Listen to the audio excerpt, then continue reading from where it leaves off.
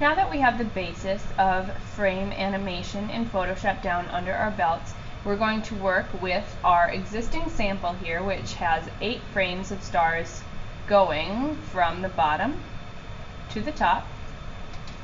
We're going to add on to this and then have the stars kind of look like they're going back in the distance. So we're going to go frame by frame and then drop the opacity. So I'm going to start with frame 1. When I click, Photoshop remembers what I programmed, so to speak, in it earlier. And it says that when I click on frame number 1 in my timeline, layer number 1 is the only one that's being shown. So I'm going to keep that at 100%. I'm going to click number 2. And on frame number 2, layer number 2 is the only one that's being shown. I want to make sure that I click on layer number 2 so that it is highlighted. And I'm going to drop my opacity down just a little bit. And I see that it's doing it on both stars, which is pretty neat. If it didn't, I would click my magic wand tool and select both stars. But since I've already done that, Photoshop remembers that too.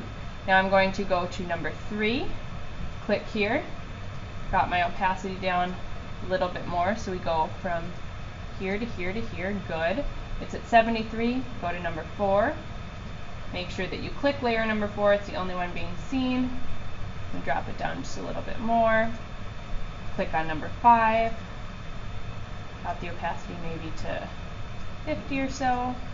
6. Selecting 6 and then just having the opacity go further and further down. And then on layer number 8, I'm going to have it just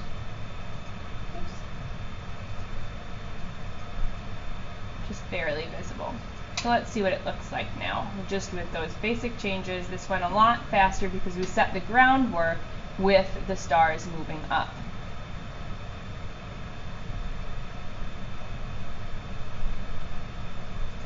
In the next video, we will talk about how to change object size so that you will know how to move objects around the canvas, change their opacity, and change their